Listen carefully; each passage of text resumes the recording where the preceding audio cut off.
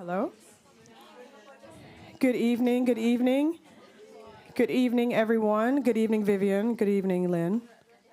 Good evening. Good evening. Welcome. My name is Michelle Tisdal. I am the curator for Black History Month Norway this year, and I want to welcome you to our third and final diaspora dialogue for this year. Yeah, clap, clap, clap. This is a new event in our programming, and this year we've had 3 events called Diasporadialogs, and the first and this event have been curated by the project My African Aesthetics, and then the wonderful diaspora dialogue that we had last week, sorry that you missed it if you weren't here, it was called Unge Stemmer. And that one was curated and moderated by Patrick, sitting in the back here. Patrick, up with your hand. That's Patrick there. It was really exciting.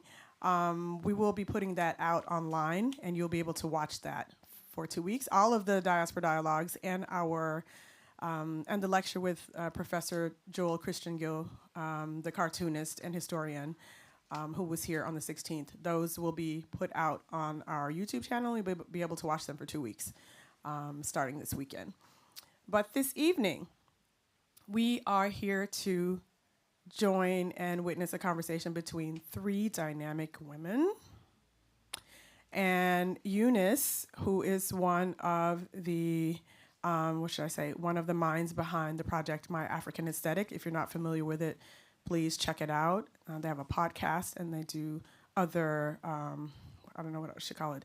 We don't have a good word in English for formidling, but they do other kinds of formidling about African design and aesthetics. So I would like to welcome Eunice and our 2 guests this evening, Kinam and Terese, to the on the floor stage. And we are very much looking forward to this evening's event, and I'll let Eunice tell us what the theme of this evening is. So welcome and enjoy, everyone. Thank you, Michelle.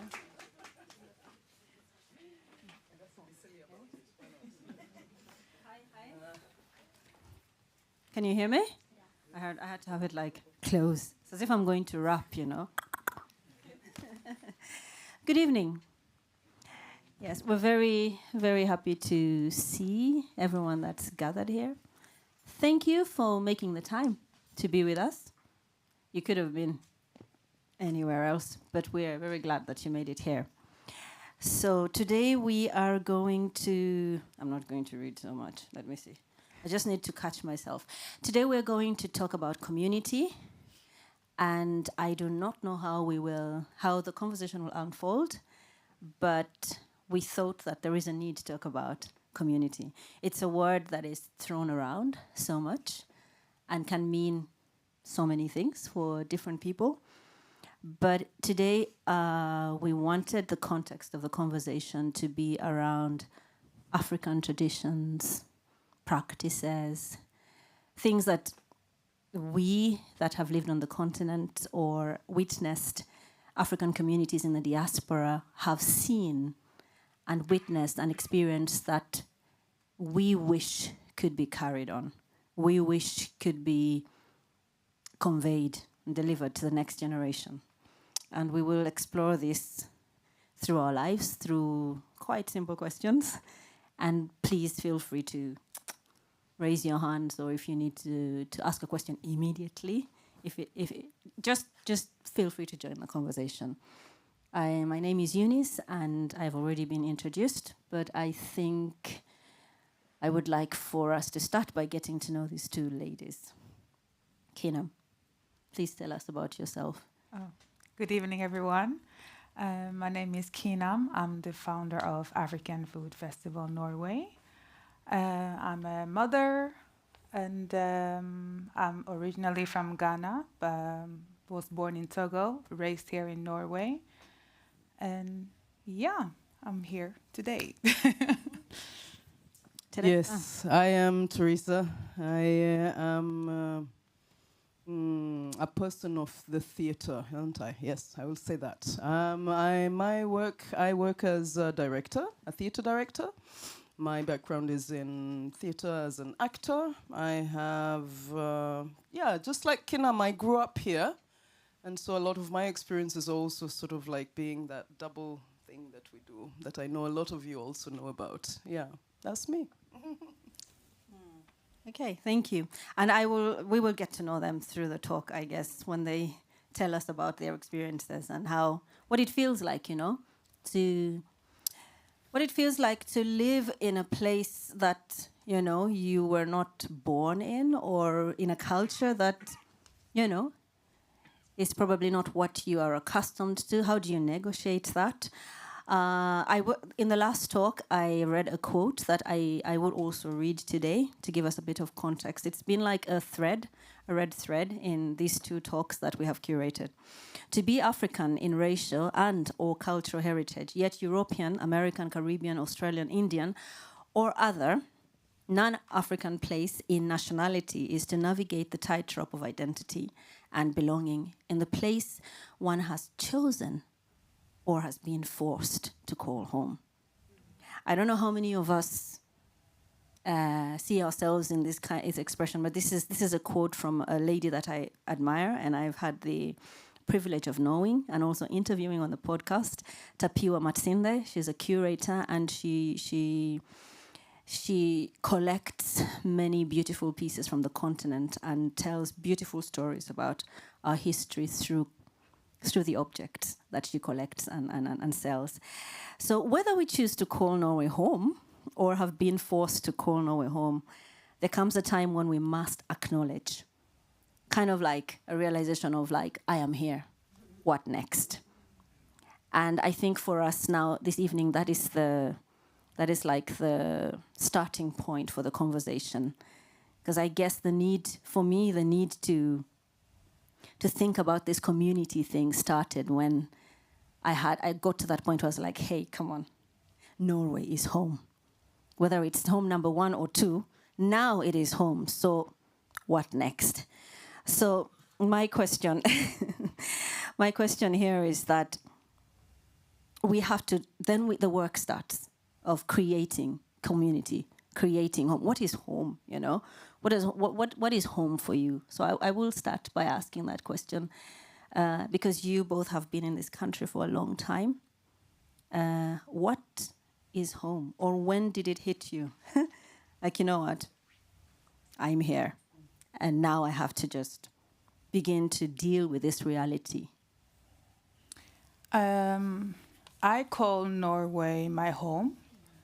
I see Norway as my home. Whether Norwegians accept it or not is not my business. Norway is my home.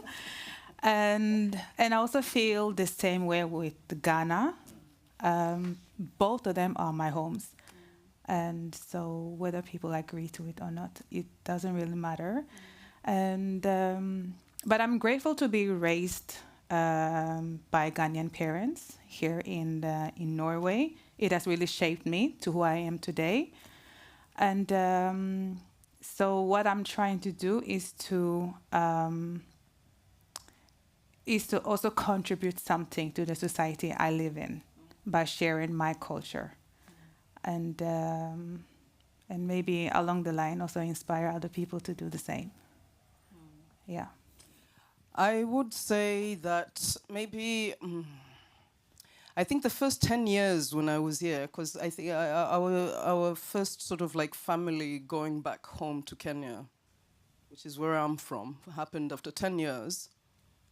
And I think the first shock, not necessarily like shock, like, oh my God, shock, but I went there, and because my locks, I've always had my locks and everything, the first thing people down there were like, you are not from here. And in my mind, I'd had this really fabulous sort of like, I'm going back home. I mean, I was like feeling that like I'm going back home. Cousins and everything I haven't seen for such a long time. I'm going back home. I'm going back to like, equilibrium. And then I was like very abruptly and very rudely sort of, it only took 10 years for something to change, right? Not necessarily inside, but how you sort of present maybe and what people are reading from you that makes them think that you're not from where you actually come from. So I had all sorts of, you're Ethiopian, you're Jamaican, you're American, and I was like, no, just we Kenya. I speak the language. I am one of you, but the hair and the mannerisms. The mannerisms, first and foremost, the people were sort of like, women don't, girls don't, they don't do it like that here. So I think my clash with like this traditional idea of what females are supposed to be doing, and I was not presenting that, and I just started the theater, my schooling and whatnot, so that was really strange. But I think also, and then for a very long time there was this dichotomy between sort of like, I know that I'm not one of Norge, I'm not Norwegian in that sense, but I'm here and we're creating a new space and everything. And then there's that small battle that you have with the Norwegians, right? The reminders of dra hjem til Afrika, go back home to where you come from and all of that, right? And then knowing that you cannot go back home because we came because of some actual dangerous reasons, right? Like we cannot just go back home. I struggled with that a lot, like, where is this home? But I think that at the end, and maybe a lot today, especially when I'm making, in creation and, my productions and things, I am always talking about the society that I belong to. And so I think very early I decided I am not Kenyan, because I'm not there anymore, and I'm not Norwegian because I'm verdensborger, a citizen of the world. I placed myself there, and then I was just like, my ticket to whatever. I am a citizen of the world, I would say. And then you tell about the roots from Kenya and so forth. But yeah. Oh, fantastic! Wow. There's two things. Like you talk about you belonging here, and also the contribution. I just want to say it. Africans in the diaspora have been enriching the communities they have lived in for years. So there is no need to dispute that, but I just want to put it out there. And the desire to contribute is inherent in Africans themselves. And I think that's also another discussion. We were talking a bit in the background that where is the infrastructure, where is the inclusion and all that. That's another subject. But I just want to put it out there in case someone was wondering. Africans, if you look at all the communities that they've been in, how, despite the negativity that is around them, it is evident that we bring with us what we bring with us, and most of the time it's good stuff. And then you talk about this split, you talk about this, where do I belong? Because again, I can see, for me, I feel like that wound where like everyone is telling you in one context that you belong in the other. And when you're in the other context, everyone there is telling you that you belong in the other. So that dilemma, and very nice that you even give us a solution that, okay, so I'm a world citizen, so be it. But I want us to go back to community and to go back to Ubuntu and the village. Clearly the village is probably not welcoming sometimes when you come with different mannerisms, because we also adopt a culture when we are living in this context, right? In the diaspora. And in as much as we seek connection, we seek to contribute, we seek to connect, we have to relearn how to connect every time we connect with our families in, for my case, Uganda, Kenya, Ghana, Togo. So my question now is, while we are here, where we spend most of our time, how can we create this Ubuntu? And maybe before we go there, I would like to ask, okay, you've had your childhood on the continent, and many of us have been lucky maybe to be surrounded by black women and black men and communities here in Norway. What do you have any memories of traditions, of things that you would want to carry on, things that are related to community that spring from African culture, that you think, this would be a nice thing to create here in Norway. It would enrich us. It would make our communities more knit together in a good way? I don't really remember much from my time in Ghana and Togo, but I remember my parents and the Ghanaian community. I think it was like once a month they will gather. They will select a place, gather, and each family will bring food, and then they will play music and just enjoy, sit down and be shouting and talking about politics, the same topic every single time. And I have so many memories from that. And I think that through the festival, I'm trying to recreate what I remember. Some of the elements, the feelings, the vibe. So yeah, and that's something I really cherish, and I want to continue with that. Yeah. Interesting that you say that, because I don't know how many people have witnessed this, being in Uganda at least, but also in other countries. It's like when you visit someone, usually the first thing like they ask you is, have you eaten? You know, like if you're visiting an auntie or relatives or anything, you just come and you have your bag and everything. I say, oh yeah, hi, but have you eaten? You know, so when I think of you answering in that way, I'm like the aunties and always having something for you, you know. Yeah. We want to feed you before they listen to your problems. Teresa? No, listening to Kinam, because we sort of, depending on when you came to this country, what circumstances, you know, caused your family or whatever to move from wherever you were coming from to this place. In my experience, there was a very prolonged, period of isolation. Just because you were not sure about, my mom always used to talk about this, and there's other people like, black people, they come to Europe and then they sort of like, I am a new thing, I am a new person, but then you don't know where they come from.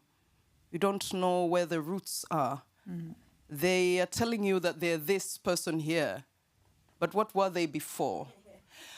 And then it creates this sort of like,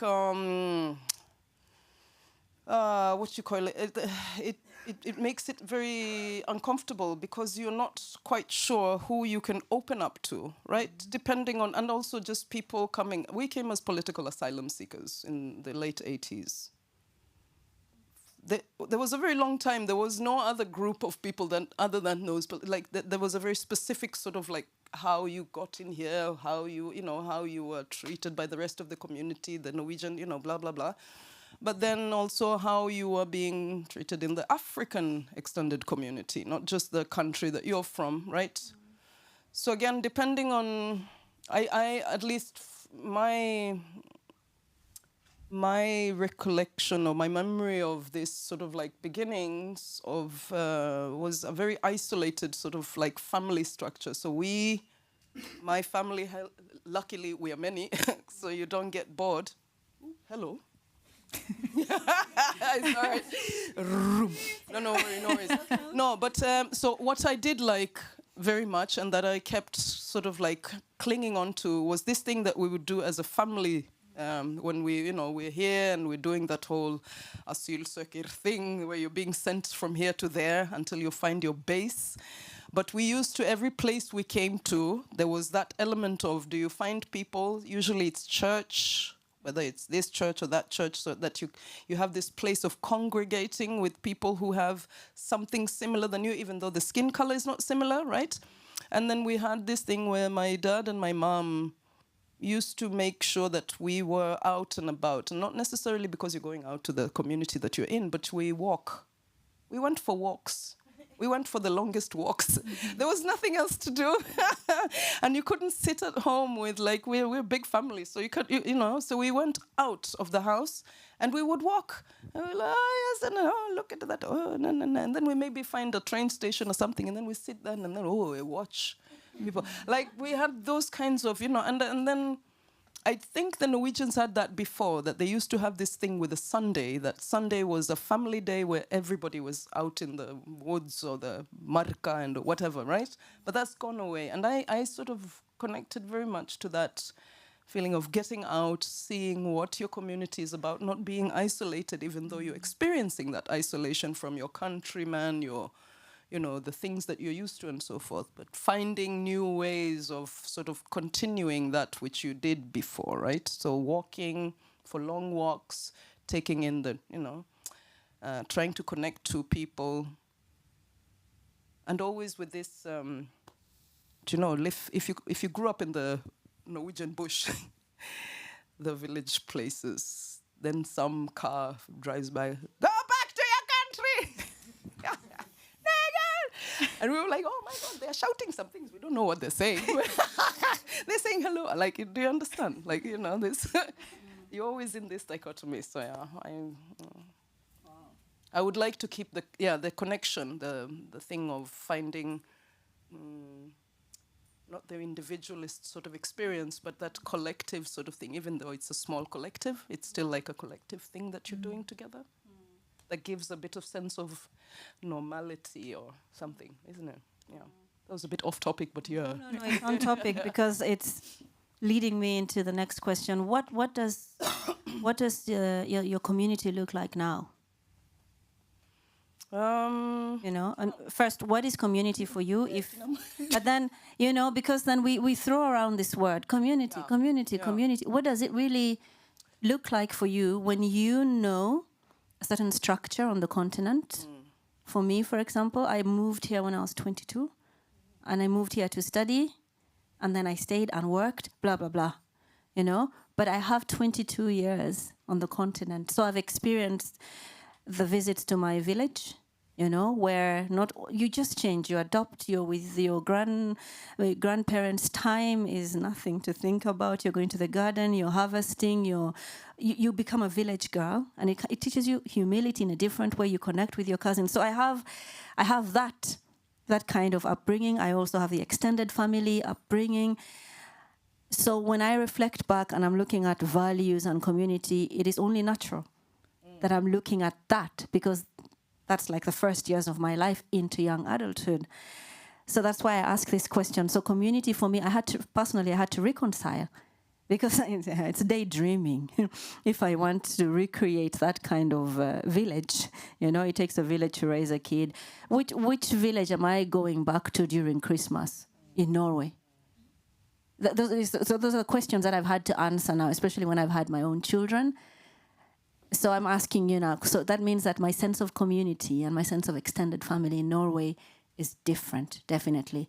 But what does it look like? I know what it looks like now. It looks like very good friends that I connect with on different levels. It looks like other families, that have children, that have maybe the same interests as us. Like you plan around that. It looks like these ladies here. So that's what is that community now for you right now in Norway?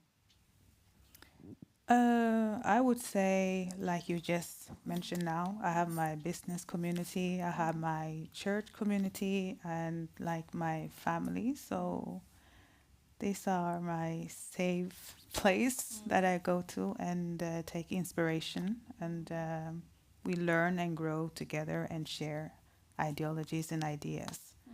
So that's my little circle and community. I'll just follow up on that and then I'll get to you. What is the most important thing for you when you are making this cocktail of community? Because it's different people. They serve different purposes for the enrichment and fulfillment of your life. I'd like to believe. So what is in it? What is Because, for example, I feel like, for me, community, in a way, whether it's business or social network, or whether it's my kids, like I would like to have that net that catches me when I fall, or that can catch my children also when they fall, like that big net and then I'm weaving it, and I have to continue weaving it so that it can accommodate these needs and these dreams that I have for myself and my children. Who in this society is going to be there for me, my children, my family, my closest friends? So one word that I can personally attribute to the sense of community when I'm weaving this basket that I call community for myself and my family is that these should be people or networks that can catch me, that have my back. Because again, for me, that is like the extended family I had in Uganda, the grandmother that I visited always. So that's the direction from which I'm asking the question. So what criteria? What is what ingredients are we looking for what do you want to achieve when you put together this community of yours? Mindsets. Going in the same direction. We don't necessarily need to have like the same opinion on everything, but at least our core values needs to be in alignment. And yes, that's. I would say I think I have several communities and multiple villages, just because different aspects of people, or sort of feed into something that is the complete you. So my mind needs a specific sort of group of people who challenge in a different way. But my sort of like, who can I fall back on community is a bit different again from those other people who are there, the mind people or the creative. Those are meant to sort of push me when I'm doing my work and when I'm meeting society and blah, blah, blah. But then when it comes to this, who can I fall back on? I think, again, coming back to this isolation, because we didn't grow up with extended family in that sense. They were somewhere very far away, and most of them were sort of spread around the world. There was very few opportunities to come together and meet. And there's also an inherent sort of fear of what would happen if you went back and, the country was not ready for the whatever. There's just a lot of fear and hesitation. So I found and for a long time, I didn't want to create community with Norwegians. It sounds a bit silly, but it's just because, you're not like me. You must understand each other, right? And then you come to a certain point where you grow up and you find you have connections with people beyond what your skin color is, what your identity, or the feeling of, I'm black and I'm proud and overall, and then all of a sudden I was like, oh shit, you white, I like you. Hello. That was unexpected. Because your mind is sort of like, it's trimmed to be thinking in a certain way about what is identity, what is the African. We spend so much time trying to convince people that Africa is more. It is more than silly ideas of, we have a lot. We have community, we have the village, and people would just shit on the village, village, what is village? You're shoeless, and what is village, right? But then it's like, listen, watch what you people are doing on this side. Look at the Western countries and how, just broken. All the money in the world and all the, technology and all, tick all those boxes, but they're all alone. There's old people dying in their own houses and nobody knowing about it. That would never, to a certain extent, happen in the African community. Yeah, it would not happen. Right? Just because people are so bloody nosy. In a good kind of way, right? The good kind of nosy. Where's your mom? Yeah. And the greetings, which take forever because you have to go through. Everybody has to be made account for, right? Every greeting is a mini report. Do you know? On the family status. Right? And you're not only just giving information about what is going on with your people and who you are in contact with, but they're giving you something back so you can go back to your own and you go, oh, did you hear? Oh, that one. Oh my God, that one. Yeah. Blah, blah, blah. So those things, from the African, I believe that is our thing that we brought from. It's not a Western kind of thing because they're very private, right? How are you? Fine. And then, and they fuck up. You're like, hey, wait. We want to connect. Yeah. So I found also that I can train some of my new peoples to become a part of my community. Why? Because also coming from outside the Western countries and that sort of systems, you need to remind people that there is something called community. In the theater where I work, without community, then I don't know how you're doing a performance. Because then you're walking up there thinking you're the star. You're not the star. You're only the star if the rest of the cast and the crew is with you. Do you understand, yeah? And so I found out that, there's... I yearn for certain things that I'll never get. In that, that depiction of what is the African, that makes me African. Because I know that I never had that African. I had it in my heart, I had it in my mind, but practically I didn't. I had access to a lot of really nice white people, great white people, some shit white people, but also some really great white, that would lift me. You, Mosioke, I see you. Do you know, like there's some of us and some people where you just go like, oh my God, we are kindred spirits. Because you understand what I'm talking about without this sort of like nose down thing. And so I tend to just try to find people, and if they're interested in what I am showing and they're not afraid of woke, I will pull them in, and then we will become a new community. And so I make villages everywhere. Yeah. And I think our ability to connect to people, to not, be afraid, to not have that of sharing or caring too much, gives us a superpower that means that we can recreate that village, or we can recreate the structures many times over, everywhere. Yeah. Wow.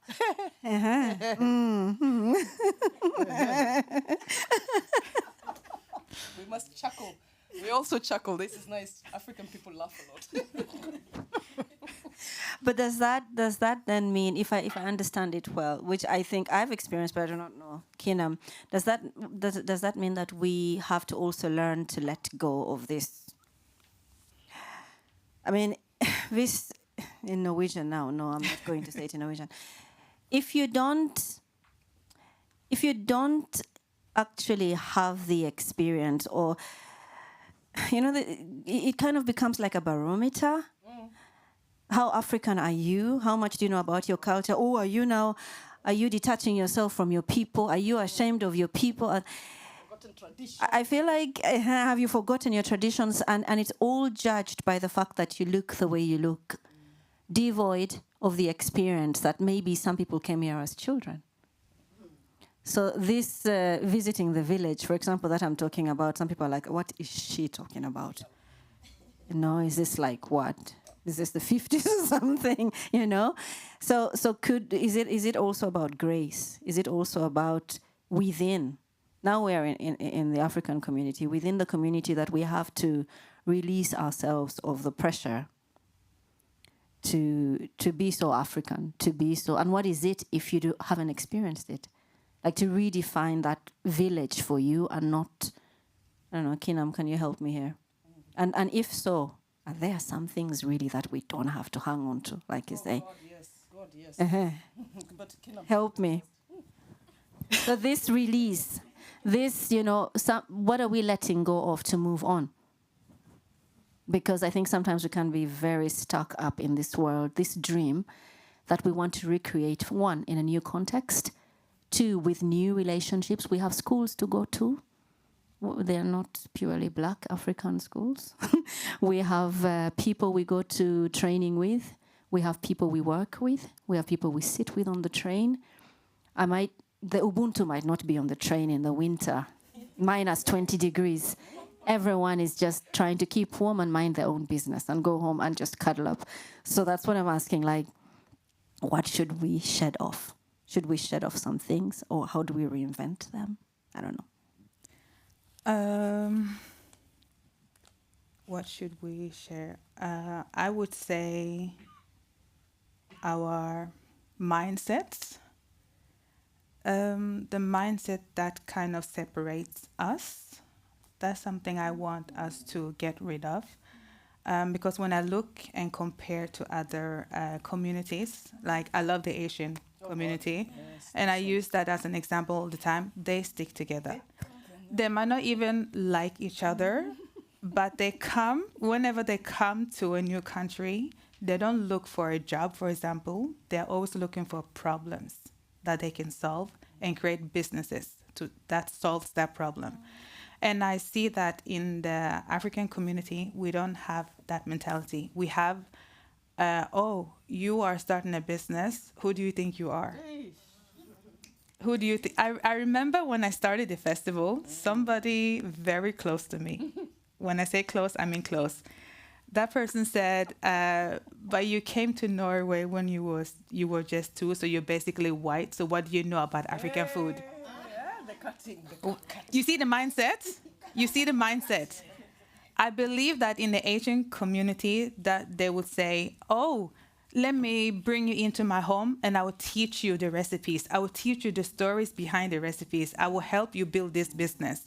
But a black person will be instantly jealous and try to destroy you and discourage you. So the mindset, I beg, let's get rid of it because it's really destroying our community. And that's why we don't come together and we can't even start businesses together.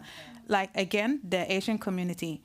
I heard somebody told me years ago that whenever somebody wants to open a restaurant, they will gather 5 people and one person would, for example, come in with 25,000 krona. And then they will put all the money together, go to the bank if they need to go to the bank, and then put the money together and help that one person open the restaurant. And then when the person earns their first 100,000 krona, for example, then they give it to the other person. And that's how they grow.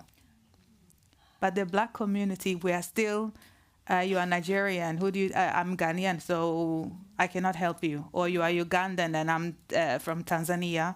Why should I help you? So our mindset is disgusting to me. We really need to change. It's really hindering us. And do you know, I think that is a curse. And it's not even ours. Do you know? There's some things we can say about, and I want to pull the colonialism. Pulling the colonialism. Do it. Listen. Pull it back all the way back. Listen, for the last, now it is what, 1884 till now, that is 140 years almost. Since some bastards in a room in Berlin sat down and cut up that continent. Yeah. And then they came in heavily with their Christianity and their commerce and their civilization and the capitalism. But also what was important was that you had to break down the systems that were there already in order for those people to be able to be, right? You cannot conquer a people without sort of breaking down whatever was there. So I believe sometime before that, and it's not to say that Africans were all just kumbaya and hugging each other. There was warring people and others were eating this and don't be a weak tribe next to a strong tribe. But but those structures were there and something was working. But then with that thing that happened, that comes and poisons the way you work, the way you think, the actual thing of community, we must destroy that. So all those sort of all the monies and time that was put in to sort of break all sort of African, peoples and tribes and then make them base and make them simple and then put those small things that just become strife and then talk about make divide and conquer is, as a strategy, it's fabulous because you can just go straight into someone and you can just, right? And then you just fuck them up psychologically. Sorry for the language, oh my God. But and that is our legacy. Because I completely agree with you. There's so many times I've looked our brother Badra, he did Nubia for many, many years back. One of the first sort of black shops that was now we really have a black shop in Greenland, right? And all the brethren and the sistren, we used to go there and that place didn't last. Now, why wouldn't it? I used to be so mad because I was like, why are you black people just going there to drink coffee and not help? Why are you just, But then we don't have those. We haven't had time to heal after the fruits of colonialism, right? After independence and what, we haven't had time to collectively come together and be like, okay, wow, what happened? Okay, how do we move forward? How do we now go into the places where, when I make something, all you people show up? Not because you love theatre, but just because you come there to support me. When Kinam does something, you come. When Madam is trying something, we all come. We pull together, right? We don't have those things yet, and we don't have the places to talk about them. This is something. So good on, you know, both you and Michelle and the Black History Month people. But we don't have that. I'm so annoyed by that we don't have that, and that is used against us. And we also need collectively to pull ourselves up because we're not magnanimous with each other. We're not. We don't plus. We don't give space, and we don't. I don't know why, but I hope someday that we will move. Because I mean, we do have the structures of microcredit and people coming together and everybody, right? The women do it. Yeah. So those structures are there. But they're not, maybe we need to think about them differently. So that's where people like you come in, and you can think big thoughts, and we could be like, oh, yes, she's saying, and then we follow you. And we give money to Kinam so that she can make the best bloody, food festival, because it's important, to support, actual visceral support that is handfast, Yes, are we still in a state of confusion? I think so. I think... and not in a negative way, but I'm talking about both positive and negative, because but as a state, as a state. Because if you're in a state of confusion, how can you think clearly? How can you strategize? It's like personally, on a personal level, if you're not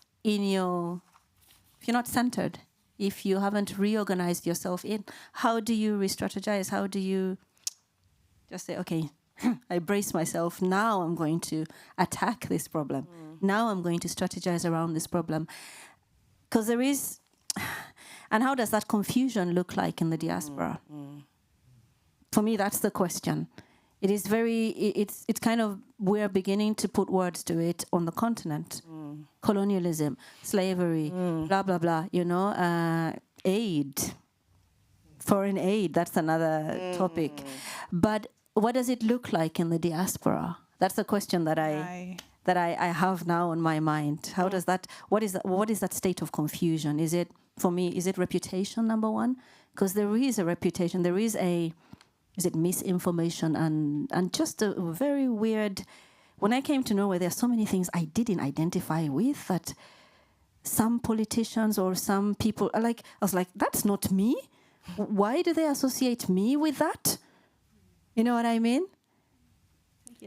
Yeah, I think there are many layers to your question, but I think the ones that stand out for me is that we Africans, we don't know what we carry.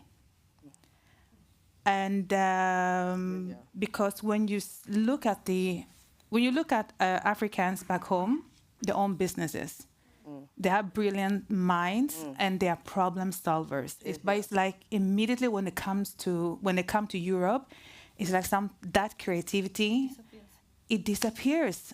I honestly want to do a research and find out why, because we are dominating back home. Oh God, yes. Now we are, honestly, like we are. Yeah. But it's like when they come here, it's like they lose self-value, the ability to think, the ability to create, and it's like they don't have the mindset to create solutions. They don't even have the eyes to look for problems. And that's why I admire, again, the Asian community, because it's like they know what they carry. They know that they are brilliant people. They know the reputation they have. So they come with that power into any country, and then they just start taking over, dominating and taking over. And so I feel like with Africans, we lack confidence. We don't trust our ability to create. We don't we don't think highly of ourselves. I think we come here with the mindset that, oh, I'm just going to find a job and survive and be sending money back home. Forgetting that you are staying in this country for 25, 30 years plus. So you need to contribute to the society that you live in. You carry so much wisdom, creativity, so much gift, value. So use it and share it. And also 25 years, you must have room to thrive. Mm-hmm. You can't just be this machine that is hoping. To hope for 25 years while you don't look at the community and what enriches you, what fills your cup, I think it's a bit I don't know, disservice, but a little trist. I don't know, to be in this and not stop and say, okay, I'm here. 25 years. I think, and one hasn't stopped to, breathe. Sorry. I think they're using hope as an excuse to keep them in the comfort zone. Because when you're hoping, then you can still say, I'm thinking about, I see myself doing something, but I'm not ready to do the work to get there. But as long as I use the word hope, then it's okay. And because that can keep them in that comfort zone. No, I'm still pondering on that one about, you had the philosophers. Yeah, the diaspora and the black, the home back in motherland, and like what are we thinking together collectively as like the big African family, and I definitely think there's something in that which you say that when you go back home, there's just like shops everywhere. Everybody's doing something, selling something.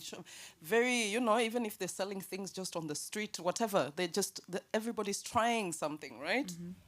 But and then I think there's also this collective sort of like African collective idea that we must do something to lift. So you're never just working for you. You're working for you and the whole village, grandma. Like there's 10 people waiting for you to do something for them, right? Mm-hmm. And especially if you do get to do the jump. And then now on top of that, you're going to compete against people who already have structures, maybe who already have, systems they can fall back on. They have a loan system or the bank or their great-grandfather, whatever. You don't have that as the migrant. You don't have those... And so, you're sort of left, I think, both comparing yourself to people that you cannot sort of like compete with, and also you have that enormous stress, something that is pulling at you, tugging at you behind. If you are successful, why the hell are you not sharing that success?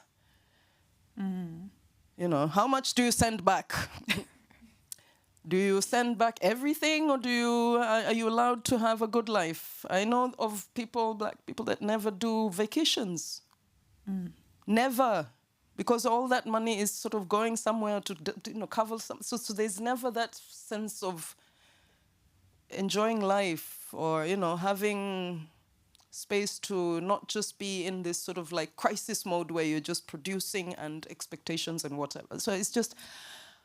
I think we, in another 100 years, and I'm being very optimistic, we might get there, as the African, big family, sub-family, everything. That we might get to that place where we've had time to heal, we have had time to sort of ponder upon some things. I think the Asians had, I don't know if they had like a second or two to just come together and be like, okay, we were beaten, we will together go forth, blah blah, finish, right? Whilst they were doing that, we were already being cut up and being sent here and there. And like, what has happened ever since independence? It's just been like the one after the other. And the whole negative sort of aspect that all Africans carry, like our continent is what, right? Depending on where you are. The continent is either poor or it's full of this, or you read about these idiots now, they're in there, they're stealing everything and they're coming back with their technology and their what, right? This like new neo-colonialism thing that is, and it's like when are we ever going to get a break so that we can clean up our own house, clean up with our families and our structures and those things that have gone awry, and then get back to something which then speaks about the whole human and not the black person as a subservient, someone who is just there to either achieve something for your family or for, right? I don't know. There's just so much pressure. It's almost unbearable. Yeah. Good. Sarah. This is good, right? Are we? This is good. This is good. Yeah, it's good because we have to talk about it. We have to talk about it. About this confusion. There are some people, some of us, I like to say us because then I'm not pointing at anyone. Some of us have intentionally decided to distance ourselves from the African diaspora communities that we should be belonging to. And I did a bit of research. and I talked to people and I asked people before this talk, because I was like, why in certain points in your life while living here, I'm talking about African people, please. I asked them, why have you decided to distance yourself from your community, whether it's the Norwegian Society of Ugandans or Africans or whatever, church, your church or whatever. And there's so many reasons, and I have some answers. So disappointment, because some people, where they should have gotten community, they got critique, they got judgment, it wasn't enough. So they were like, what's the point? Jealousy, you talk to I don't need to expand. Trust issues, because I think you're the barometer, so everything I say, you give me a response. Trauma. Hey. And by trauma, I also mean, this was a concrete example, where it's like, what if the family, your family that was supposed to be your safe space, your net, that place you could fall on, what if they're the problem? Why then should I continue this? And for this person, when they were old enough to move out of home, it was okay to distance for some time, just to recalibrate themselves. I'll be fast. Internalized racism. Because of the image that is projected about black people and Africans in Norway, some people just feel the need to distance themselves as much as possible from that. Not because they don't, but it just becomes too tiring to always be tied to things that you don't even identify with them. You don't even know. You're like, where are these people making up this stuff? And then the obsession to stay in that description of a group of people and generalizing a group of people. Yes, I did my research. Parentification. The generation that has had to translate for their parents and do everything for them, very proud of their work, of what they've put in and everything, but they feel like they need to breathe. So they distance themselves. Wrong media representation, I said that.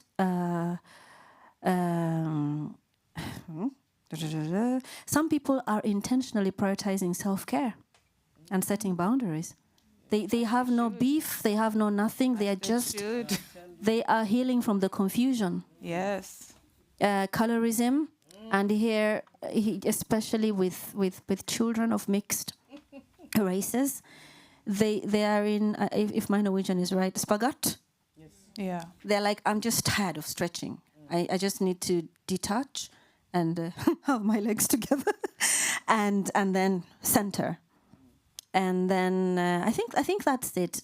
But I hope these are some of the things that it's not also just a lack of understanding of one's own culture, but there are also real reasons that are problems that are created here that have nothing to do with history and all that we people are detaching this community, because the question is, why isn't it here? Why don't we have it? That was my question. Why don't you feel like your African community is a village? Why don't you feel like your family and the people that look like you or come from the same continent? They don't have to come from... And these were some of the reasons.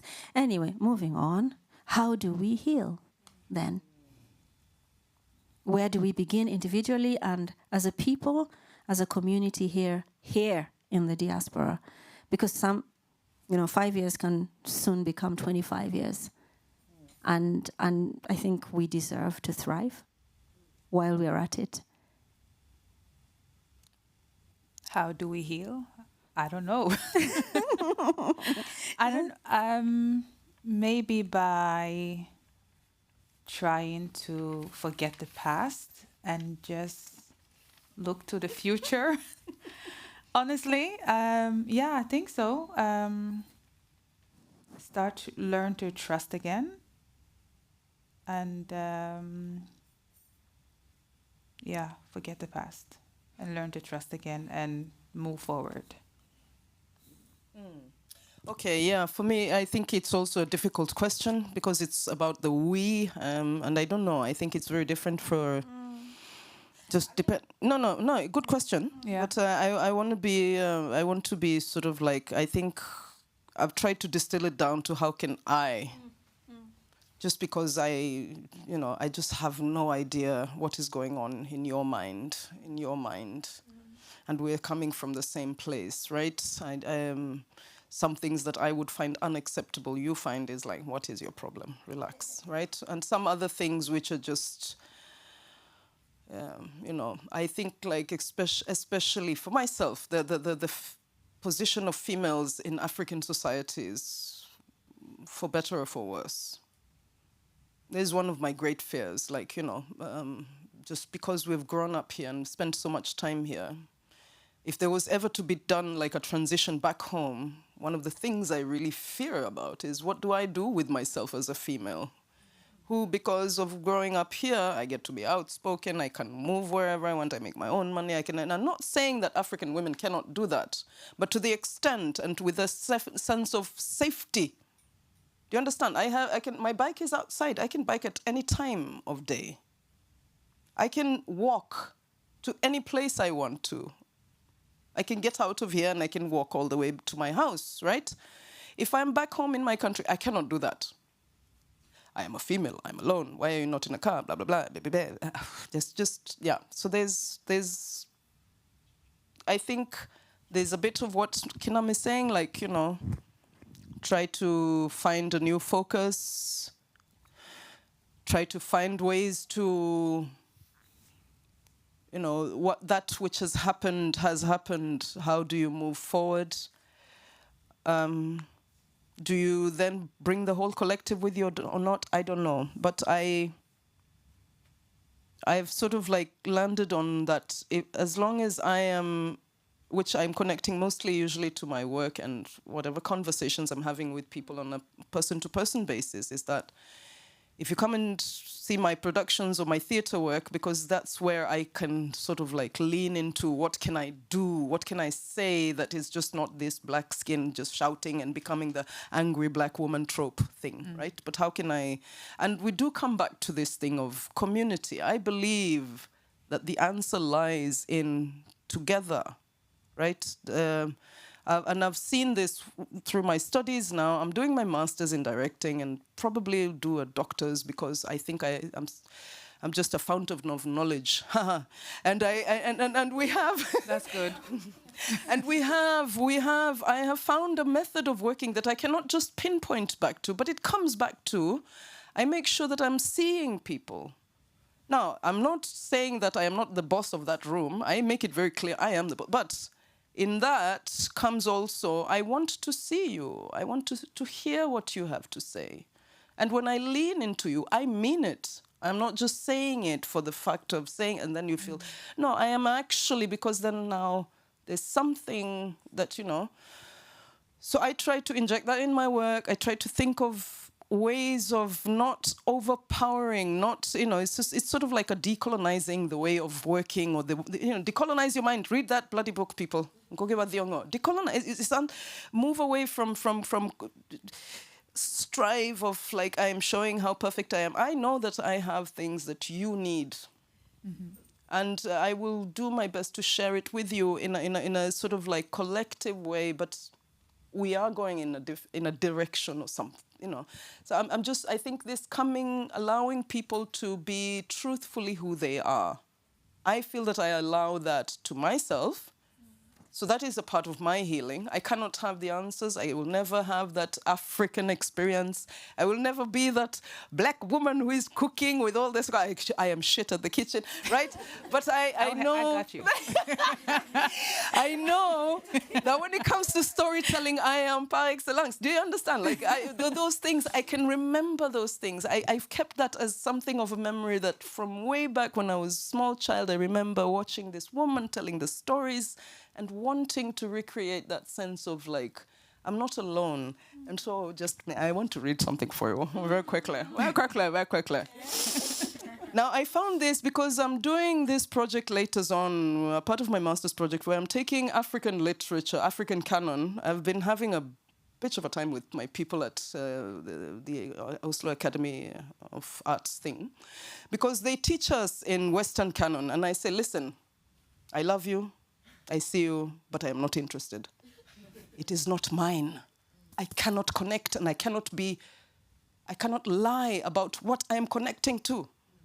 I am meant to be a creator. I cannot create from someone else's drawings. I have to find mine. And so, sorry, you'll need to move with me. So I told them this. And, you know, there's a bit of freaking out, but we will get there. If the philosophical dictum of Descartes, this French philosopher, whatever, if the philosophical dictum of Descartes is, I think, therefore I am, if that represents a European individualist ideal, the Bantu declaration of Umuntu, Ngumuntu, Gambuntu, a human is a human because of other humans. Now that I believe in. I am a human, you are a human, beyond skin, beyond, you know, like and dislike and what, no. If we can meet there, right? So a human is a human because of other humans, represent an African communal aspiration. Now that one I can like, right? Our humanity is contingent on the humanity of our fellows. No person or group can be human alone. Wise words, Chinua Achebe people, Nigerian, superstar. Do you know, like you read this and then you go like, yes, this is my African community. I want to live. This is my ethos. Yeah. Yes, I am human. You are human. We are different skin. We're coming from different places. We have different experiences, blah, blah, blah. But I cannot move unless you move. And when we move together, then we are creating something which is worth taking care of, right? Because then it is our collective idea, not some thing that we're trying to inherit from some people who meant that women cannot be like this, or men can only do that, blah, blah, blah, which is, I know that's a colonial thinking. Get away from me. But a human is a human with another human. I can work with that. That just brings us down to the basic levels of I breathe, you breathe. Yeah. I smell, you smell. I shit, you shit. Yeah? We had to go there. I'm sorry. No, but yeah. Yeah, and in your work, you find...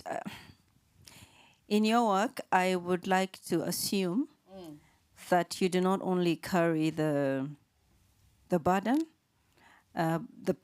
both the privilege, but also the burden of being the physical representation of people like me. Have you had the pressure? Oh, yes. Or the burden? Oh, God. Or the confusion? Oh, Jesus, no.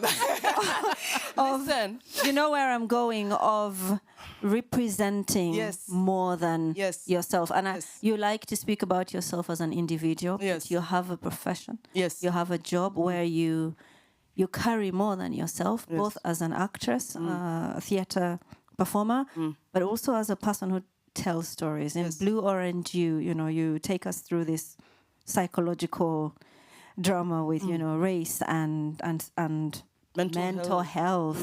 I was also going to get there, how do you use your platform to speak to community and also to the issues that are core. Okay. The So if we just take, like, for example, Blue community. Orange. I did Blue Orange, which was a play, fabulous play written by a white man. Look, we can find places of commune meetings. And no, but the thing, I chose that text because it speaks about, again, the village, but it speaks about the talking cure. Now, this author, Joe Penhall, he was doing research for The Last King of Scotland, for people who have seen the film. Okay. He's gone to Uganda to do the research. A bit of it, the story of Christopher, the boy who is in this text that we did, the Blue Orange, is about a young man called Christopher who is sort of like being slapped around in the, health care system. He's got, a couple of things that are a bit off, and there's two white doctors quarreling about whether he should stay in institution or just be let out, right? And his one thing is that his dad is Idi Amin, of course, and then the other thing is that he sees oranges as blue. So in some contexts, you hear that, you say, crazy, in, right? In other contexts, you say, interesting thinking, alternative. You're not of this mind, you are of that mind. Now, Mr. Penhall found this thing about the talking circle, the talking cure, because he was in different parts of Africa, but also specifically in Uganda. And on the subject of mental health, they were talking about, like, what do you do with the people who have a bit of in your community, in your small village? What do you do? Are they sent off, like, most Western countries, if you have, mental health issues, and to whatever extent, you might end up being sent away, right? To an institution where you're fed pills and whatever. Someone else is taking care of you. He said that he found out in the African community, there's this lady who go to the village, and then there's that one or two persons, but he found out that they had this other structure where this person was not sent off, made to feel like they were a burden or they were the problem or whatever. This became a communal sort of like exercise where we are meant to take care of each other. Come high, come low. Mm-hmm. You are as you are, we take care of you. And so people in this community would take turns. Everyone in the village would take turns to go and sit with this person who is not quite there until they had said what they need to say. You sit there and you listen and you let the person talk. And you let them talk and talk and talk until, yeah? And so I love this idea, which means that you're not just judging people from, you're not functioning, so you need to get out of the way. You become a problem, right? Moving away from that. Now, I thought that was like really, I like when authors sort of like come to an essence of something that is really good and that you want to sort of like share with an extended community. Now, the other thing was, Black woman trying to take power in a very white institution, the theatre in Norway especially, but in whole of Scandinavia and in Northern Europe, is a very white institution. It's not something that is catered for. I don't know where this idea came from, but it seems like it, right? People are not there. And so I was very worried about making something, trying to talk about this, they're talking circles. And then I'm just talking to people who just don't have an idea of what this structure is. And I was like, okay, listen, theatre people, listen, management, you need to find strategies to find me. We need that, they call us the new audience. We've been here the whole time, but we're always the new audience, right? And so I set about going very forcefully towards management and the theatre bosses and saying, I want this, I want that, and I want that. If that is not there, I am not coming to your institution to make this. Good. Then you can go to someone else, right? But if you do that, I will do my best to make something that is sort of appealing to the masses, because we all have this experience, the universal experience of life, right? Mm-hmm. That transcends color, that transcends class, that transcends all my experience. It transcends all of that, right? Mm. So I tried some strategies. It was risky business, but it worked out in some sense. But you have to be forceful in some places, because if you don't take that space, no one is there ready to give it to you. Mm-hmm. Apropos, yeah. or trying to make, and then you just have to power through. Yeah. And I was really happy with, even though there was not many from our side, but some of you came, and I was like yes, you see, white people, I told you they would come. If you did this or that, or if you change the prices, or if you approach it like this and not just the usual stuff that they're used to, you need to think differently. How are we going to come together and create new spaces if one part is just like leaning back and then the other part has to be the one who's fremovilent? It's not going to work. So I told the theatre, let's all lean forward. And for my production, I was just like, I am making soup. I like to cook together with people. I need you to bring your ingredients in your costume display. I need you to bring your ingredients. I need you to bring your, and I need you to bring. Everybody bring something. That is my management style. I need everybody to bring something. Everybody's bleeding into that pot. I am not going at it alone. So I can deflect it back and say, it was them. No. Do you understand? Like collective responsibility. Yeah, collective responsibility. Yeah, like we're all in it together. If we're failing, which I welcome, because failure is an option, it is not a bad thing to fail. It just means that you just need to, readjust. Structure, yeah.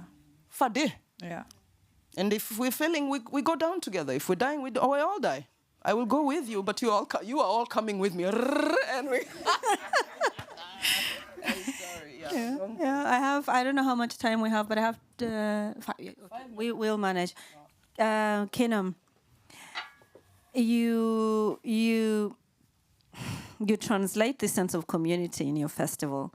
How many of us were at the African Food Festival this year or last year? See? Yes.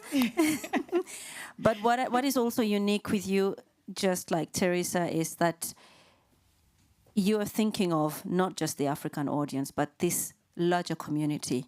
And it's evident. It's evident with who is at the festival. People are curious, and people come to experience, and people are just there having fun. In other words, what Teresa was talking about, I like food, you like food, let's go and eat. Where do we find it in the city? So my question here is that how have you achieved this? And what are the dilemmas? You've told us a bit about the sport, but I know with our conversations from before, there are other nuances that are there. How do you have intentionally wanted this festival to not only be for Africans, but to kind of like be, it's like getting to know the African cuisine. Would you tell us more about your work? It was very important for me since I started. I didn't want this to be like a black thing, because I always felt like white people are missing out by not eating our food. Like, honestly, they don't know how good our food is and how healing it is and how much they actually need it. I strongly believe that if we start serving old people jollof rice or fufu, majority of them will move back home. Yes. No, I'm not even playing. Give Gunhild, 70 years old, and every person at the Eldrehjem, give them pepper soup. They'll heal. Honestly, give them plantain. So it was very important for me to share not just my love for our cuisine, but also the knowledge about our food to other ethnicities. You said the challenges. Which one of them? Which one of them? It's the big one. Big one. Which one? Small ones then. Okay, the small one. There are too many. Okay, the challenges has been growing, or finding the right people that understands the vision that this is not a club thing. It's not a vibe just for vibes, but it's creating the infrastructure for African food to dominate, just like Asian food. So finding the right people to join my team has been one of the hardest things. Hardest. I don't even want to go into details. And also the financial part, getting people to see the value and want to invest. That has been some of the challenges. And what more? Yeah. We can, if you're interested in having a talk with Kinam, she'll be around. and Terese too. I have one last question both to you and the audience, if you'd like to. We'll just transition into questions. And that is, what kind of community do you envision or dream for yourself? And then for those of us who are parents, what does community look like for your cousins, nieces, children? What should we aspire to then? As African diasporans, what do you think for you is that community the for your word children? flourish comes to mind. Whichever community, whichever people or tribe, I need to be in a place where I can flourish, or where my kids can flourish, because that means it's a good ground, and when you put seed in good ground, then you flourish. So yeah, that's what I would say. You're wise, man. Hey. She said the words, man. I am seconding that like numbers, like nobody's business. That was nice, huh? Flourishing. I want also, I also, like the small place we live in right now, where my kids is like tomorrow is the big Halloween, right? And there's the neighborhood where it's a neighborhood filled with all sorts of humans, and those ones, the neighbors on that side and the neighbors on that side and that side and that side, they all know my kids. And they're all like, I saw you. They inform me if I'm not there. They see things and they are curious and they comment on it. They try to engage in, I think, and that's great with kids, like, because it's just like they're magnets for opening doors, right? People are interested in sort of like connecting to each other through, we saw your kids going out. Do you know, I told them and I was like, yes, oh my God, my village. Yay. Yeah. Yay, I have village. I didn't know it, but it's happening. Oh my God, thank God for the kids. So that is like where they flourish and where they're comfortable, they can go to that neighbor. There's this one woman neighbor next door. My 13-year-old daughter is just getting all sorts of things. Yes, here's a bag. Here's a new thing. And I'm like, you, madam, stop. Enough. Like, enough, But I think at the same time, it's such a lovely thing that my daughter is feeling safe enough with this white woman to go there and be like, hello, Irene, blah, blah, blah, blah. And she comes back with a bag or some other thing. Yeah. And the others, they're always asking, when are your kids doing this? It's just happened sort of without sort of working too much, forcing it, but you're sort of saying hello to folk, say hi, connect. Smile. Yeah, clean their garden. Sometimes we go to the neighbors and we clean their garden and we pluck some things, and sometimes we just do things. It doesn't have to be something big and planned or anything, but it's so those meetings in the street and that small little cul-de-sac we live, that we connect and we speak, and that again gives those people something, they connect to my children, they connect to me, they're like, when are you doing something? We will come and see. And so I'm like, yeah, shit, man, I have a village. Yeah, so that one is really nice. And then the workplace will just hope that again, because I work production, I create just new communities for every production. So it's just, it's a gift to be able to do that too, right? To find new people, meet new people, new connections lead to something new, and then, no. I think I'm going to leave it at that. Isn't that a sweet spot? Yeah. Thank you very much. Thank you. We did it! We did it! Well done. Thank you. Thank you very much. Any questions? Someone told me in the back, they were like, but Eunice, can you just say, we do not have to repeat what our parents did? Do we have permission to just reorganize ourselves, reorganize our confusion, and just find the right path? I'll say that now as I wait for questions or comments, advice, anything. Varsågod. Speak it. Yeah, come.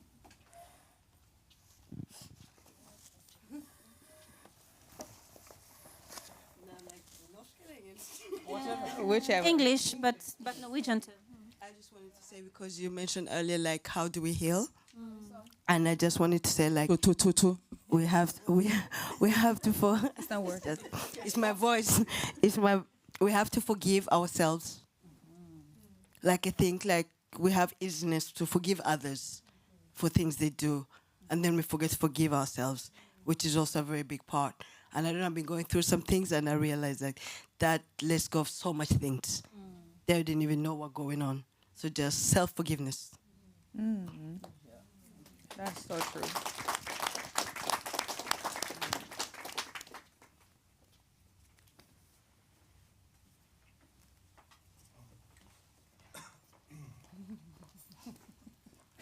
You're laughing.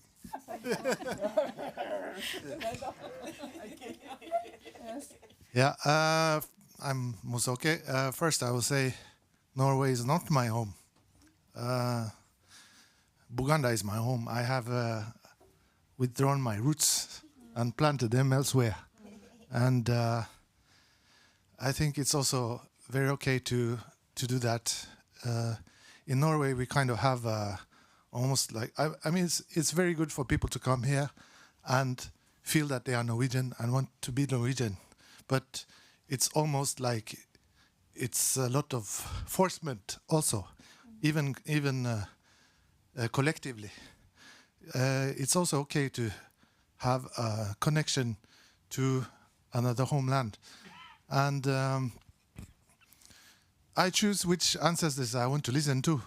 I find it more reasonable to listen to the Balubale of Buganda, you know, than these forefathers we have here in Norway. So that's one of my points. But also, how do we heal? I think it was very interesting what you said, Kinam, about moving forwards. Of course, that's very important. And it's also very challenging to look backwards because the lines of our history here are not right lines. I mean, there is something wrong with the lines, right? But at the same time, we need to acknowledge the African knowledge. I've been working with promoting African knowledge for over 20 years now. We also need to embrace these communities that has enormous amounts of knowledge that the world knows nothing about at all. Everything around us is African knowledge. We are now on the second floor. Second floor is an African invention. We never had buildings with several stories before. Africans invented it. Our water glasses here. Everything around us. Philosophy, languages, all kinds of things. And it's important for white people to understand that. If we participate in that or not, it's up to each and every individual. But it's also very important that we have the African community, the Pan-Africanism between us, that we don't abide by this tribalism that colonialism has made, but that we also come together and are able to talk with each other who has a similar mindset, similar languages, and similar understanding. We need that. And we used to have it more, like back in the days, it was stronger. The Ugandan community was very good. Somali, everyone come together too. We had parties with hundreds of Africans from different countries coming together. It's not happening today. So if I have a question, it must be, how can we encourage this community again across the African nationalities? How can we come together? If you have any thoughts of how we can lift our community again. Thank you. Thank you. I think it comes down to stories. I think that is the one thing that we have in common, is that we share stories. I think if you don't know my journey and I don't know yours, we won't have any sort of like, a reason to come together and, but the exchange of stories, which are not necessarily like, the legacy of tribalism or whatever, but just who are you? Oh, you are that, and I am this. Oh, really? Okay, and where can we move to? I believe in the power of storytelling, that is a power that transcends power, transcends you know, the menial sort of like smaller things done in a correct sort of like setting, it can bring people who have been warring for ages together, just, you know, that you find that collective story, but it's very difficult. And I think it's just the time that we are in right now that does not always allow for gathering and community. So it's people doing that in spite of being in, you know, a warring state of mind or a warring state of, you know, life. Or it's just bloody difficult to. And there's a lot of wishful thinking, and of course we keep hope. But there's, in my mind, storytelling. Yeah, I agree. I repeat, healing, forgiveness, and like you said, storytelling. I think that's the way to heal and move forward. I think healing is good, but if I cannot acknowledge, if I haven't, for me, I think very good, 100%. But people have reasons why they have distanced themselves from community. For me, I think we need to look that right in the face and peel the onion one layer at a time. That's my view, and that's healing also. But there is this, depending on which part of the continent you come from, some cultures, or here also, what kind of family you come from. Some families are extrovert. Like, I disagree with my sister, we have a fight, we say so many stupid things, and then we are done. So, poof, she does something to me, we fight, we talk it out, and then some people, it's this passive aggressiveness. It's like, and then it grows, and you have people, like I said, like the list I had here, people have different reasons. And I think I feel it's a bit unfair to call for healing when we don't look at the reason. So, and that might be hard work too, I think. Because we're also talking about a generation, Sebo, Musoke. We're talking about, because something happened. If there were over 200 people meeting across different African countries or with African backgrounds, whichever they were, you know, if they were meeting 10 years, 15, 20 years ago, what has happened? Because we have the technology to connect. We can have a Facebook group. You get what I mean? So I feel like maybe there is some work to be done in what has happened there. It's my opinion. Anyone else wants to answer? Henry? You must go to the microphone. Get over here, Henry. I think it's working if you boom. Yeah. Hello? Does it work? Yeah. So I was, thank you, all of you, I really love the discussion. And I was just jumping up off what you've been talking about.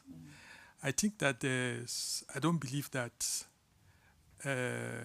the African communities here are by some stroke of love, like particularly selected, and that they have this kind of pathology. I want to let's step away from that, because that's, the thing about the importance of this is not one single story. So if you want to understand the structural, the economic, the cultural, the social dynamics that explain the experiences of African communities in Norway, Scandinavia, I think there's a lot that has not been done yet. And this is something that I'm kind of throwing out as a challenge to those. So you've been talking a lot about the things that we don't know, the things that we need to study. There's a need to study about this. We have not done this. We have not studied about the history of the African communities in Norway and Scandinavia.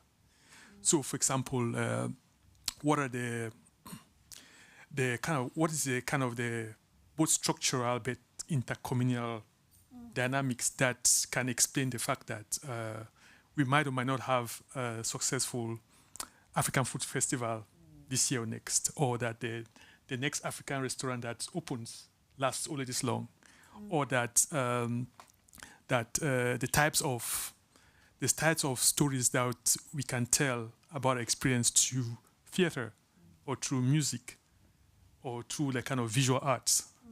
So we have done. There's a lot of things that has happened, but we don't have. I don't think we have this. It has not been studied.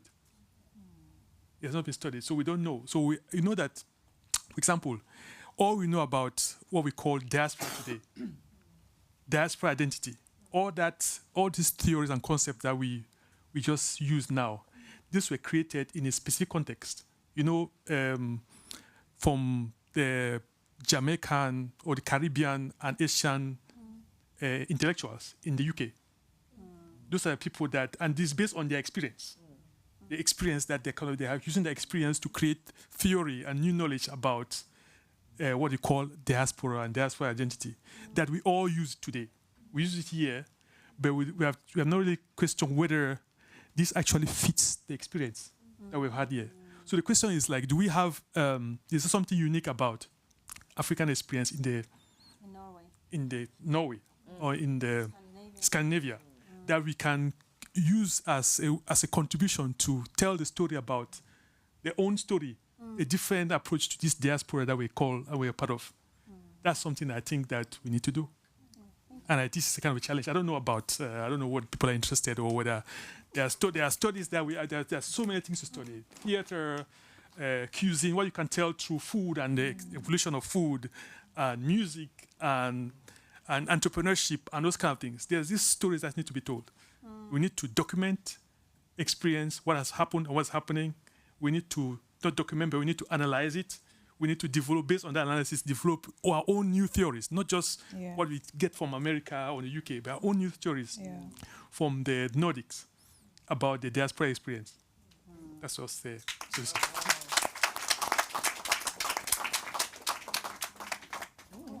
No, you first. Oh, there's one there and there. Yeah, I'm sorry. I did not see the other people.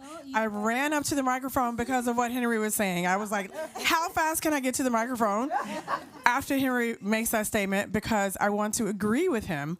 I agree very much that it's very important to study our experiences. You said document. And to document our experiences, analyze, but also archive. Because I was like, we have to have. That's why I was running to the microphone. We have to have sources. We need documentation of our social engagement, of contributions to society, of what people are thinking, what people are doing, and I'm very happy to see more people writing, because that. I mean, when I say sources and we talk about documenting things, one way to document is if you have a business, if you're in a club or an organization and you produce a newsletter or you make a poster, just like our Black History Month posters, that material is valuable. It's valuable today, but it's also valuable in 10, 15, 20, 30, 40 years. The archiving work, or the archive club that we have, the informal archive club we have in Black History Month, we have the pleasure of being able to go to Oslo Byarkiv and look at the materials that have been collected about the activities of different African communities here in Norway and in Oslo. The Gambian Association was established in the 80s. And the materials that show the kind of advocacy and mobilization that they did consistently, writing letters to the Department of Justice, mobilizing around issues, it's amazing. I think there is history, African history in Norway. I know that there is African history in Norway that is yet to be written. Some of it is documented. Some of the material is in different institutions, but we are losing a lot of materials. So we have just started a collections campaign about African youth in Norway, which was established in 1995, and this is their 30th anniversary. The organization is not functional, but we are collecting for 6 months. We are going to the community to collect materials from people. If you were in African youth, if you knew someone who was in African youth, we're going into the community to collect materials to deliver them to the city archives, because we need that kind of material when we're going to study and write about the histories. And I agree that there's a lot of theory that comes from other parts of the diaspora, but every community, every person, every community, and every region, every location needs to create its own narratives and document its own history. And the last thing I want to say is I'm very happy to see so many people writing. I'm a very big fan of autobiographies or of people just writing prose about what's going on in real time. And we are all historical protagonists. We are the main characters in our own stories, in the version of histories that we are all a part of, that is unfolding in everyday life. So don't forget that history is not the past.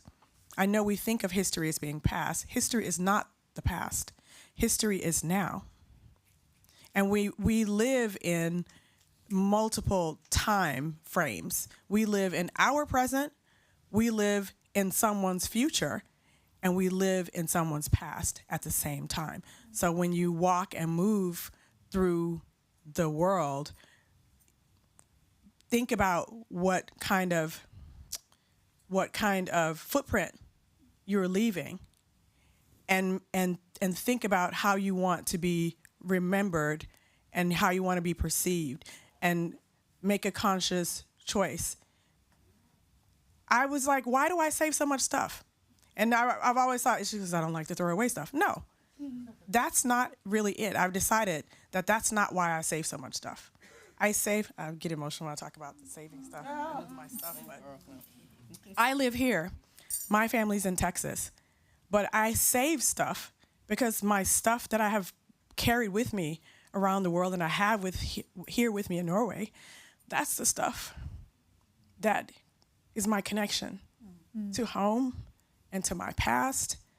And I keep thinking about, what am I going to do with this stuff? How can it be useful? So think about your stuff. Know that you are historical protagonists in your own life, but also in society. And we are not living in the past. We're living in multiple time frames at the same time. So it's very important to think of your legacy. You don't have to be a billionaire or the richest person in the world to have a legacy and think of your legacy. We each have a legacy. So I thank you for that. I love that comment, Henry. I agree. More research, write your own story.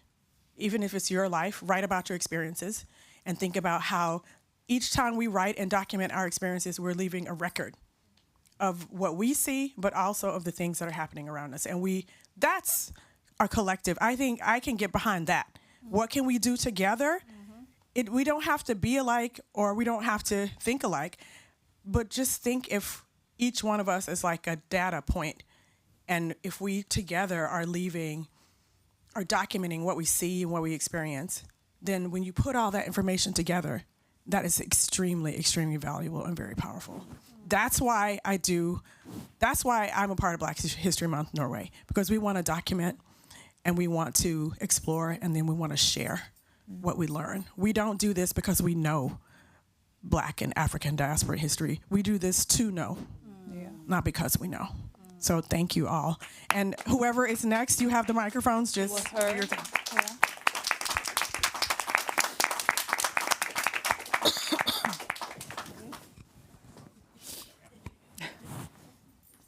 I want to stand up. Sorry. I had 2 points, actually, but I'm also listening to what everybody's saying. The first one, let me just remember.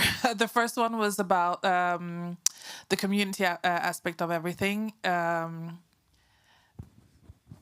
not a monolith, unfortunately. I just have example from my own country, where there's a lot of tribalism that I've also learned to experience with time. I remember when I was a kid going back to Cameroon, and so proud of being, I'm so Cameroonian, I'm going back home and all that stuff. And then hearing over the dinner table that, we don't do that, what they are doing over there because they are this and that or whatever, or these people only know how to swindle, or they have all the money in the country and that's not what we do, how we do stuff or whatever.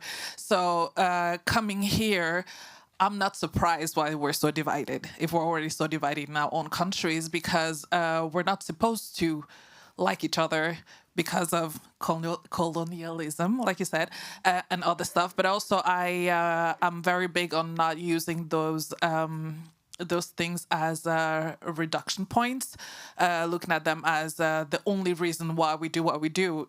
I think you have to come into a place of consciousness to see the person next to you and choose to extend a hand or a helping hand, or be a friend, or even be a family outside of your own blood-related family members.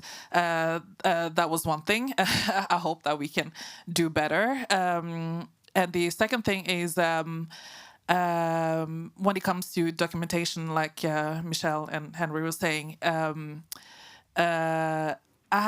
had the greatest example with my grandfather, who was a journalist, the first journalist in Cameroon, actually. He used to tell us stories about his days of being a journalist and so on. And us, his grandkids, used to look at him as a god. Like, till this day, to me, he's like the biggest man that's ever lived. And because those stories moved on, because of there is records of stuff that he said in the radio, stuff that he wrote in the papers, and stuff like that, the stories became much more alive than what it actually was. Whether it was a sports news or whatever, but till this day, we can tell his stories like the way that we heard it when we were like 5 or 6 years old. And I tell that to my mom because she loves to cook. She loves to invite people and cook. I actually sent her to your food festival this year. I was like, you want to do it for other people besides, outside of your house, but go and see what they do over there. Go and see what Kinam is doing. I haven't been there myself, unfortunately, but I will do it Next year. Next year. But my mom loves to cook, and I remember telling her, why don't you write down your recipes? Recipes? Yes. Because I don't even know how to cook. I know how to make pasta and pizzas, but I don't know how to cook Cameroonian at all. I barely know how to fry plantains. And she keeps telling me that, you just have to be there. But unfortunately, people like me don't know how to recreate these recipes, even though you love the food, because those stories will disappear with time. We don't speak the language, our mother language, because we never learn. We are the generation who learn how to learn the language by reading and writing and all that stuff. I don't know how to speak my mother's tongue because there is no written. There is, but they're never taught us that. So there is so much. Unfortunately, there's so much information that's lost. With us, the kids who are supposed to flourish, because we don't know how to go back.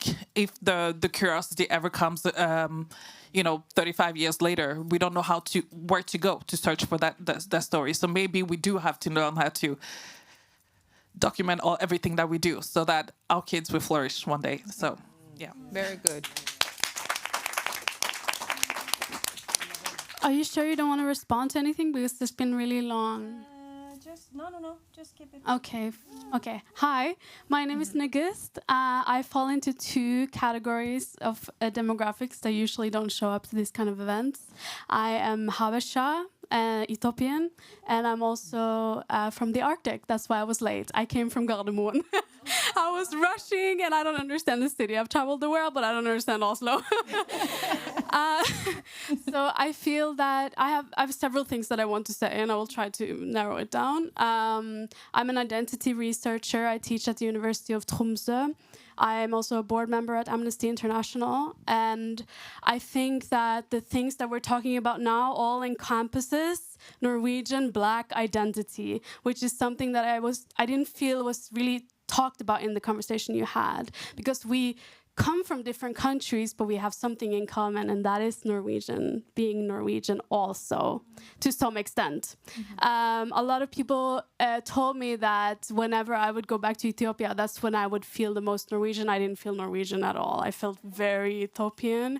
But I'm a board member in an organization called the Global Ethiopian Women's Alliance, and when we started talking to chapters from different countries of Ethiopians, that's the first time I felt Norwegian. The Norwegian chapter was like, yeah, because there are differences. We are all influenced by the country that we are in and the country that we grew up in. I grew up here. I know everyone didn't. And I feel that's something, like, I had chills half the time you were talking. Thank you. I didn't get your name. Michelle, thank you so much, because we are protagonists of our time. And I think that something that is really important to mention is that there are reports being done on the Black existence of Norway. In Tromsø, where I live, when the report came out in 2024 from the UN about Black racism and everything that's happening to people with African heritage in Norway, they concluded with that there's concerning circumstances for us, right? And there was no headlines. Nobody was talking about it. There was no panel discussions. There were no conferences. There was nothing happening. I was shocked and I was crying. And I thought, what can I do? So I decided to host Tromsø's first Black History Week. Yes, thank you. And our opening event was very much inspired by you. I've met you before, Kinam. Yeah, I remember. We had an African food festival. We ran out of food before the rent of the venue that we had was over, and it was incredible. We had about 5 events every day for a whole week, and it was incredible. A lot of engagement. So yeah, and I want to tie this all to. I had several points in my head. I'm sorry. Now I'm like talking, so it's. I wish there was a bigger response from the Black community of Norway. I want to say that we're all Black. We're also African. We have different countries, I know. But I wish there was a bigger response when Tamima was murdered. Yeah. And that shouldn't be a burden that only the Ethiopian community carries, even though she was not Habesha, she was a non-Habesha Ethiopian. That shook me to the core. I have not felt safe since. And I think that is something that the Black people in the room have in common. So I think that we talk about our differences, and within the diaspora, we talk about the division from different countries, different food cultures, different religions, whatever. But we have something very clear in common, and that is that we're Black Norwegians. And I know that we hate to admit that, but when something like that happens, we all know that could have been me. And so I think there could have been a stronger reaction to that. I know there was a big protest in Oslo. We also had a demonstration in Tromsø. But just generally, I would have liked to see more Black people writing about it. There were white authors writing about it. There were people talking about it. But I would love to see you guys do it. Thank you.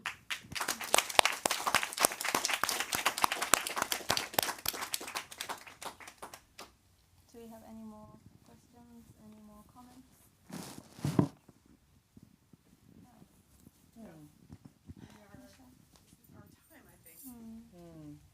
Can I say thank you? Are there any more questions? This is our time for this evening, and our live stream goes until 8, but also this is also recorded, and we will be putting this out. So please share it with people once we do. Do you have any final reflections? Anybody want to have a minute? I just want to comment just one Sure. thing about that thing about fear. Because I mean, with the sister that was slain And with the multiple sort of things that have been happening, depending on whatever culture you're coming from, but any brown or, black peoples or, even the Sami people, just... I would say that, and it's not just the recent that has been happening, but what has been happening in Northern Europe and Europe, like diaspora, and then you sort of like, I don't know if you remember, there was not very long ago when the Norwegian government started talking about that they will be rescinding permits that people have been given. Up until that point, I've sort of been like, okay, Norway, we'll find our feet here, whether they like us or not, whether we make things happen or not. But then this wave that has been going through Europe, where you sort of find that there is not so much space for multiculturalism, it's seen as something of a negative. There's, something about woke being something which is horrible, not coming together and sharing is becoming horrible. And I think the inherent fear of sort of like stepping forward and making yourself sort of known. We know what happens to brown and black people when they do that, sort of like, take that stance, whether you're writing or whether you're trying to be a part of the larger political conversation about, migrants and what is identity. I think this fear that we also have, that we are not masters of the situation that we're in, whether you've been here for 30, 40, 60 years, it doesn't matter. Someone can yank that safety net that you had. And then what do, right? Do you then stay here with that which is going on? How do our kids thrive in this? I'm very worried about my kids and what is going to be happening in the next 40 years, because the mood has changed slightly, ever so slightly on, over the past couple of 10, 15, 20 years. It's just been sliding into something that is really dark, that we know does not necessarily always have space for people like us. And so I think fear of making that choice of, okay, I'm going to step forward, I'm going to try this, and then, but you're fearful because you don't know whether you have something to fall back on. And sometimes I think that fear just puts us in this space of, we just don't know what to do with it. We know we need to do something, and we want to keep being hopeful that we will come together, and black people will come together, we will write, and we will take care of each other, la, la, la, la, la. But I think this sort of living in this space where the ground under you is not secured completely, you don't, and that's, so when people, go back to your home country, so maybe, should we go back home and try something there? Maybe our time here is over, whether we like it or not. What do we do with our kids? I don't know. What do we do with our white partners, our friends? What do we do with all of that? I have no idea. So I wanted to end on that negative note.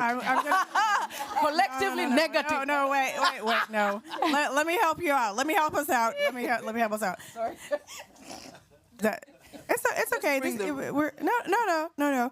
I think I'm very happy that everyone who's here is here today. So what I would like to encourage us to do is to continue to come together. Mm-hmm.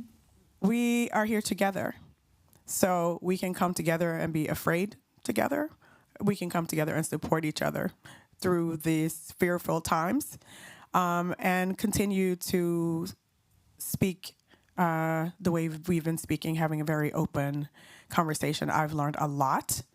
So I just want to thank all of you. Eunice, thank you so much for these months when we've been talking and planning. And Henry, one of the other members of My African Aesthetic, Henry, thank you for the conversation that you curated with Don Lawrence and T. Michael. And thank you for this conversation. And Patrick, thank you for the conversation that you curated. And I think that those three conversations for me have been fantastic, because I've gotten to see people together, sharing together. And I do not want us to underestimate the importance of having these conversations. We have to, this is a step in the direction that we have been discussing. Mm-hmm. This is a little pocket of community for this evening. And thank you so much for telling us about what you are doing in Tromsø, because we are trying to reach out to other regions, and we're looking for partners. I know we are reaching, and I'm very happy to learn about activities happening in other places. You know, part of the reason we are live streaming this and paying an incredible amount of money for us to live stream an event like this is because we hope that someone someplace else will have the opportunity to watch it. It's not just for people in Oslo. We're not streaming for other people in Oslo. When we write these applications, we say we're streaming because we're hoping to reach other people and to include other people into the conversation. So just know, I think this is great that you're here, and you were meant to be here because we've been looking for contacts and people who are interested in collaborating in this kind of work in different regions. So let's talk after this. And thank you, everyone, for coming. Give a hand to our panelists. Yes. All right. Thank you. Have a great weekend. It's almost the weekend. I don't know what you do in your weekend, but whatever you're going to do, even if you got to work, enjoy your weekend. And look at our program. We have 2 more events in the program that they're not curated by us, but they're a part of the program. There is a wonderful dance performance that's going to be at Dansens Hus tomorrow and on Saturday. And it's a choreographer with background from Rwanda who is having 2 nights of dance performance. And then